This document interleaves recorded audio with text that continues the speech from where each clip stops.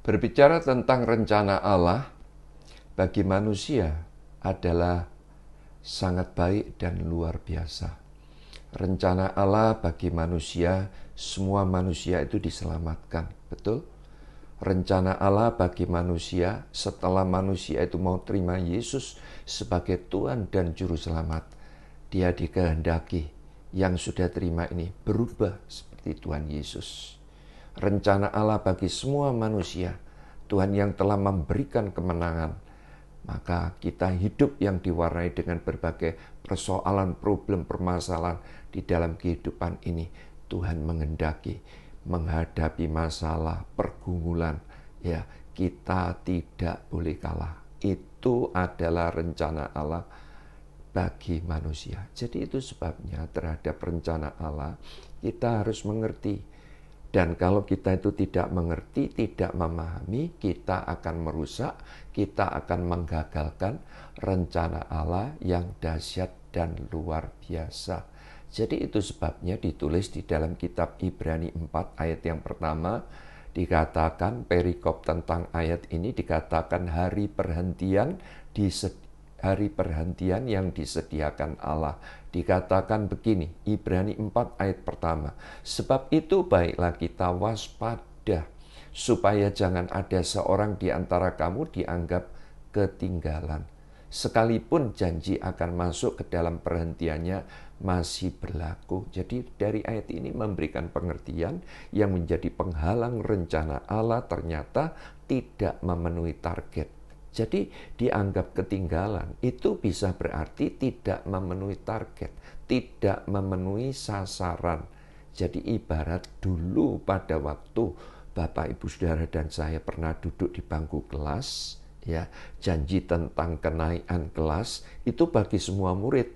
Tetapi kalau ada di antara murid-murid tersebut dia malas, tidak fokus, tidak ada perjuangan, tidak sungguh-sungguh dengan setiap pelajaran-pelajaran yang dibagikan oleh guru, dia tidak sungguh-sungguh memperjuangkannya, sehingga pada waktu dia itu dievaluasi, sehingga pada waktu dia itu diuji, mendapat nilai yang jelek-jelek. Pertanyaan saya, bisa naik kelas enggak?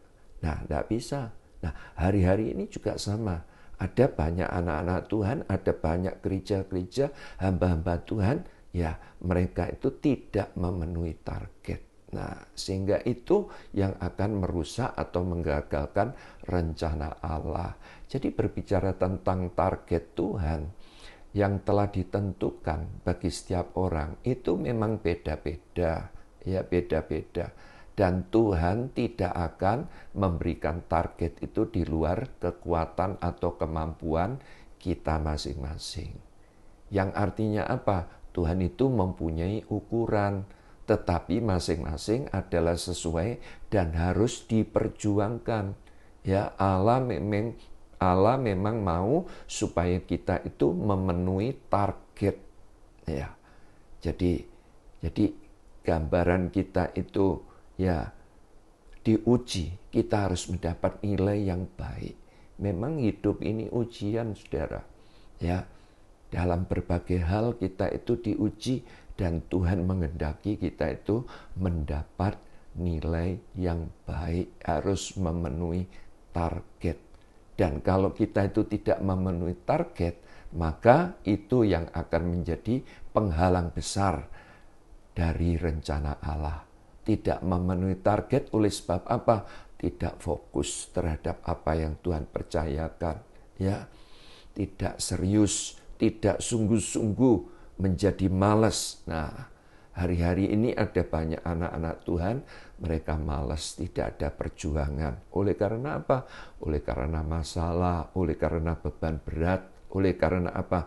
Bukan hanya cuma beban berat dan masalah saja yang menjadi penghalang, tetapi oleh karena berkat yang limpah, sehingga yang tadinya fokus kepada Tuhan, sekarang tidak fokus lagi, tidak sungguh-sungguh, tidak ada perjuangan, terutama dengan apa yang Tuhan percayakan. Nah, itu yang akan merusak atau menggagalkan rencana Allah bagi kita. Kita harus mengerti.